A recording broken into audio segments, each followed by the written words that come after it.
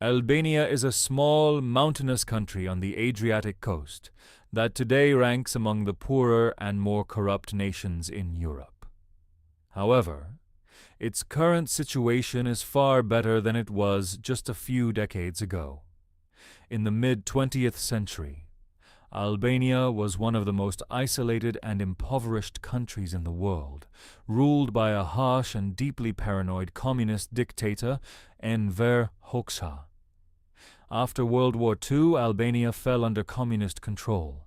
Hoxha rose to power in 1944 despite being relatively unknown, using ruthless purges to eliminate rivals. He modeled his rule after Joseph Stalin, carrying out executions, imprisonments, and political repression on a massive scale. Even close allies and longtime friends were not safe. Many were killed or imprisoned over suspicion, jealousy, or minor disagreements. Hoxha's rule was defined by extreme paranoia. He isolated Albania from nearly the entire world, even breaking ties with fellow communist powers like the Soviet Union and China. This isolation created a siege mentality, where citizens were led to believe that foreign nations were constantly plotting against them. To reinforce this fear, Hoxha ordered the construction of around 170,000 bunkers across the country, diverting resources away from the already struggling population. Life for ordinary Albanians was harsh. Poverty was widespread, housing was overcrowded, and modern technology was scarce, even in the capital, Tirana.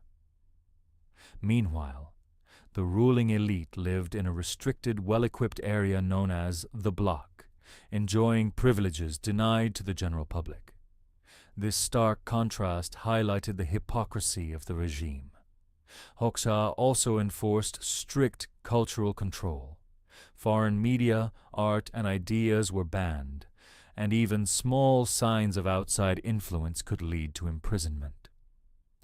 Despite this, Hoxha himself secretly enjoyed foreign literature, medicine, and luxury goods, further exposing the double standards of his rule. When Hoxha died in 1985, the country entered a period of intense mourning, fueled by decades of propaganda that portrayed him as a near-divine figure. However, without his control, the system quickly weakened.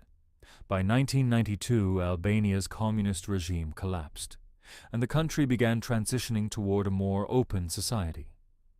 In summary, Albania under Hoxha was often compared to modern-day North Korea due to its isolation, repression, and personality cult.